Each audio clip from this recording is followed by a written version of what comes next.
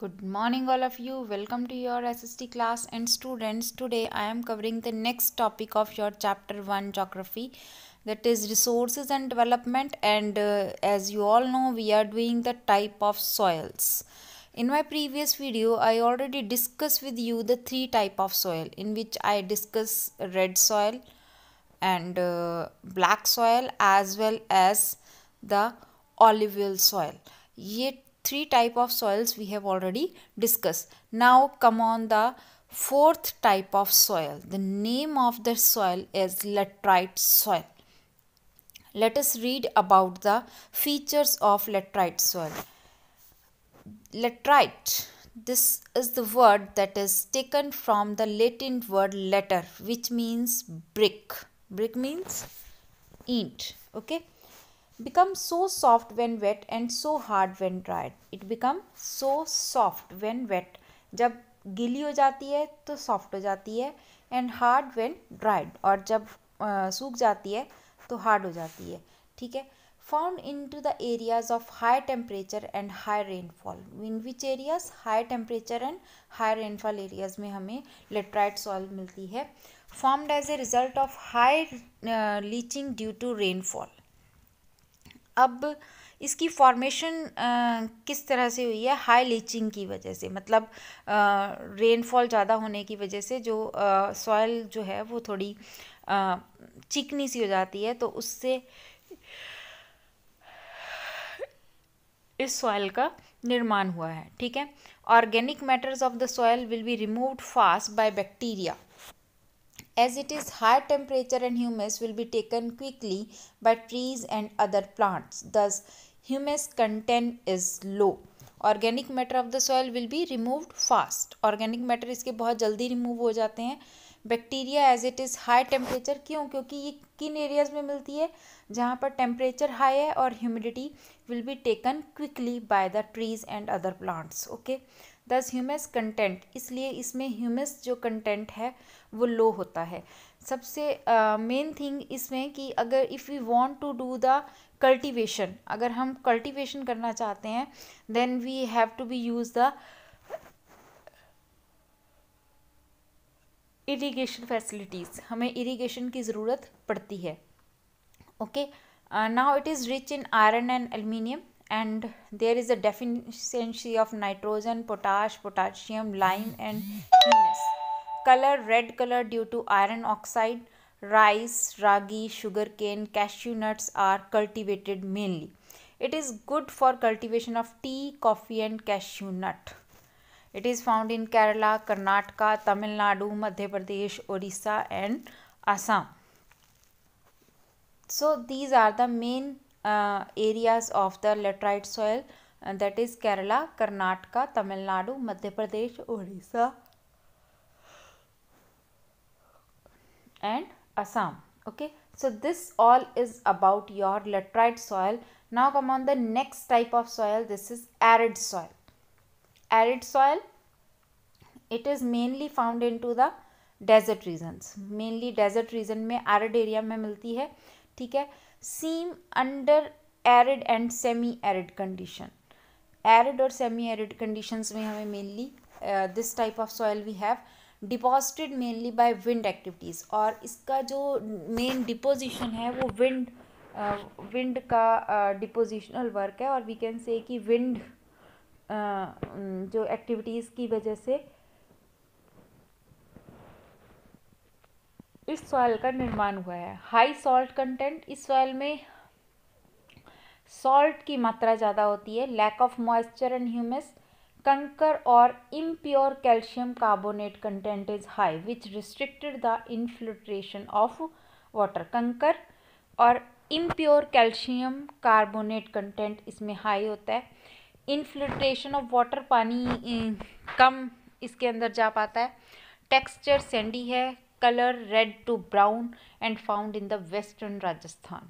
Okay, so these are the characteristics of arid soil. I am repeating again, this is mainly found into the arid and semi-arid areas, deposited mainly by the wind, and it have high salt content. there is lack of moisture and humus in this soil. So cultivation is only possible with the help of irrigation facilities. Okay, conker or impure calcium carbonate content is very high in this, and texture is sandy, red to brown. It is very less beneficial for the cultivation of crops. Mainly the crops that is cultivated here with the help of irrigation like bajra, wheat, okay, and pulses. Okay, chaliye, now come on the next type of soil. This is our last type of soil, that is forest soil. As you know students, by the name, it is very much clear by the name that this soil is mainly found into the forest area. ओके, तो forest soil हमें mainly forest area में मिलती है. Forest soil are formed in the forest areas where sufficient rainfall is available, जहाँ पर rainfall हमें exactly सही मात्रा में मिलती है. The soil very in structure and texture depending on the mountainous environment. और सॉइल का जो स्ट्रक्चर है या जो टेक्सचर है, जो वाटर सॉइल किस तरह की हमें मिल रही है, वो मेनली डिपेंड करता है माउंटेन के इन्वायरमेंट पर, वेयर दे आर फॉर्म्ड, कि वो कहाँ पर फॉर्म्ड हुए हैं. They are loamy and silty on valley sides and coarse grained in upper slopes. ये लॉमी होती हैं, सिल्टी होती हैं कहाँ पर, in the valley side areas. Valley में नीचे की एरियाज में ये हमें सिल्ट में मिलती हैं. ठीक है. In the snow-bound areas of Himalayas, they experience denudation and are acidic. और हिमालय के अपर एरियाज़ में जहाँ पर स्नो फॉल ज़्यादा होती हैं, in this areas these are having acidic, acid ज़्यादा होता है विद लो ह्यूमस कंटेंट, और जिसमें ह्यूमस की मात्रा कम होती है. क्योंकि हाई एरियाज़ हैं वहाँ पर इरोजनल वर्क कम होता है, इसलिए यह पर ह्यूमस जो है वो कम होता है इस सॉइल में. The soil found in the lower valleys are fertile. और यही फॉरेस्ट सॉइल अगर हमें लोअर वैलीज में मिलती है तो वहाँ पर वो फर्टाइल होती है. क्यों? क्योंकि वहाँ पर वो इरोजन वर्क के द्वारा बिछाई गई होती है थोड़ी सी, तो इरोजन के साथ आती है, that's why that is fertile. Okay, so these are the features of are forest soil. ना come on the next topic. The next topic is soil erosion. Students, now we will all learn about the type of soil. हमने type of soil learn कर लिए. Now here the main thing is soil erosion. Soil erosion is very much common nowadays. Before it, I also explained you about land degradation. Now first of all you must have to be learn the difference between the land degradation and soil erosion. देखो बच्चे, इसी chapter में हमने दो चीज़ें पढ़ी, land degradation and second is now we are reading soil erosion. तो यहाँ पर आपको ये डिफरेंस पता होना बहुत ज़रूरी है कि लैंड डिग्रेडेशन और सॉइल इरोजन के बीच में क्या डिफरेंस है. Land degradation means when the quality of land is degraded, or we can say when the quality of land is going low, then it is land degradation. जो quality है land की उसको कम हो जाना वो वेरियस फैक्टर्स की वजह से, लाइक सॉइल इरोजन उसका फैक्टर हो सकता है, एंड डिफॉरेस्टेशन हो सकता है, या सॉइल पॉल्यूशन भी उसका एक कारण हो सकता है. ठीक है. बट सॉइल इरोजन क्या है? Soil erosion quality of land को तो ये भी कम कर रही है, but soil erosion, erosion exactly erosion का मीनिंग है that is the removal of the upper layer of the soil. Soil की ऊपरी लेयर का अपनी जगह से हट जाना, that is called soil erosion. So here the definition of soil erosion, that the removal of topsoil from one place to another by natural agencies is called soil erosion. Okay, natural agencies, पानी अपने द्वारा बहा कर ले जाता है, ठीक है, विंड उड़ा कर ले जाती है, तो वो क्या है? नेचुरल एजेंसीज हैं जो कि टॉप मोस्ट लेयर को रिमूव कर देती हैं.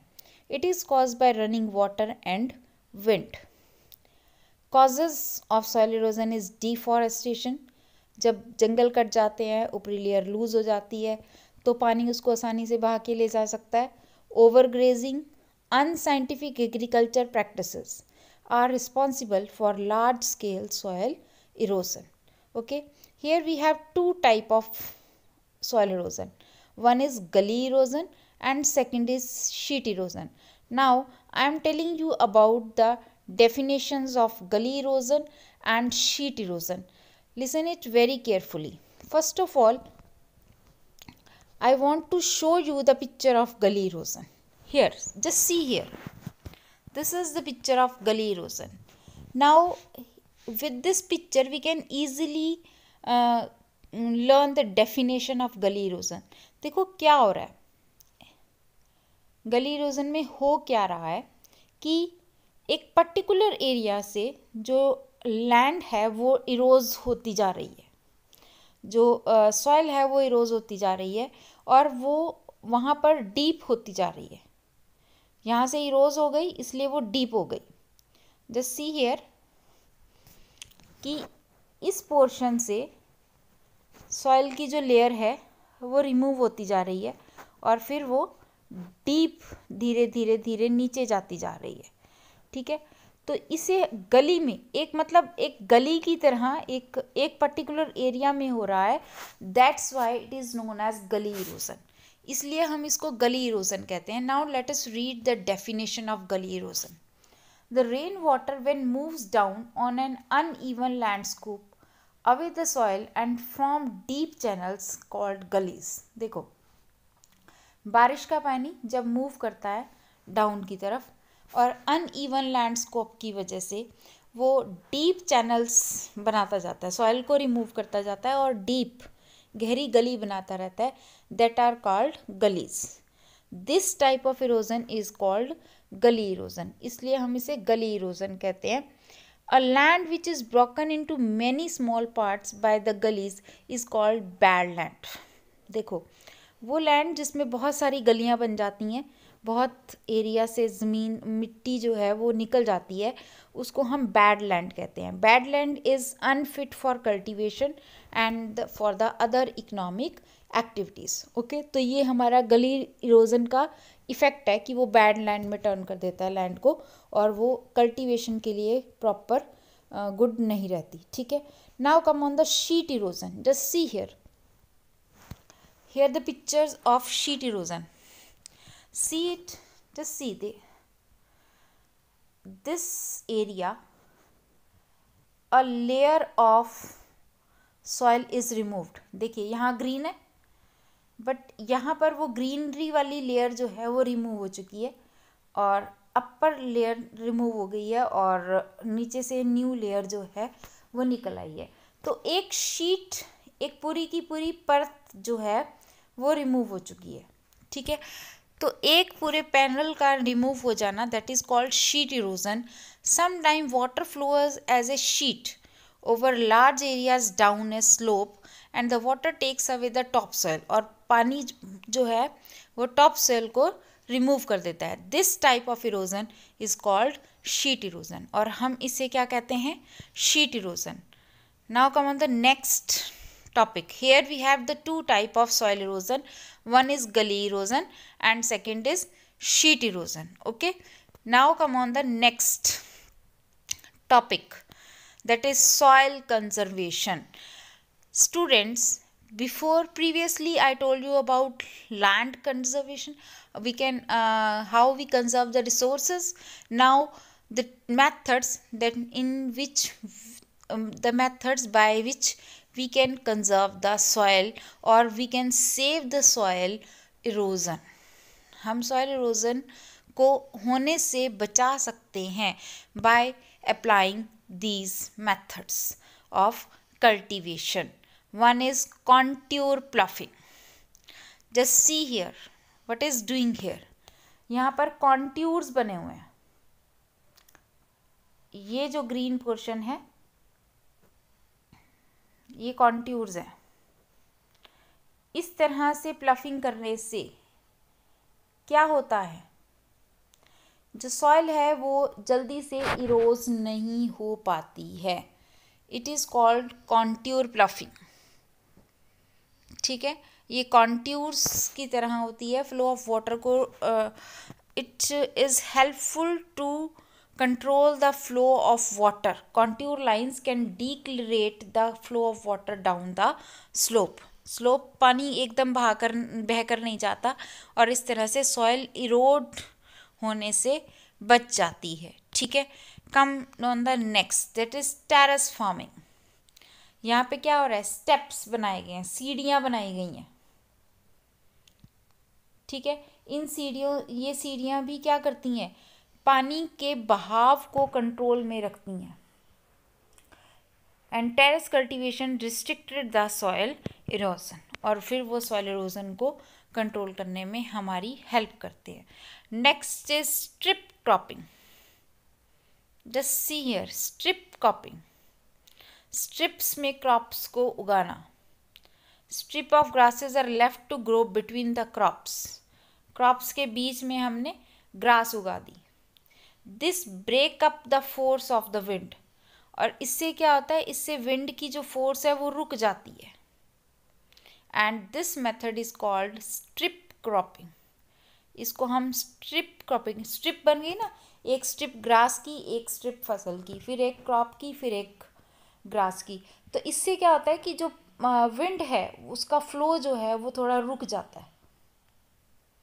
ठीक है, और विंड का फ्लो रुक जाने की वजह से वो सॉइल को इरोज नहीं कर पाती। Okay, now come on the next. Next method is to create the shelter belts. Shelter belts कैसी होती हैं, जो खेतों की जो बाहर मेड़े होती हैं उनके ऊपर ट्रीज़ को प्लांट कर देना। Planting lines of trees to create the shelter. It will also helps to control the way of the wind, and in this way this will help us to control the soil erosion. Okay, so this all is about your methods of soil conservation. Okay, and that how we can prevent the soil to be eroded. With this topic our chapter is over now. इसके साथ हमारा chapter ख़त्म हो गया, and now we have to be learn the all question of this chapter. Okay, thank you.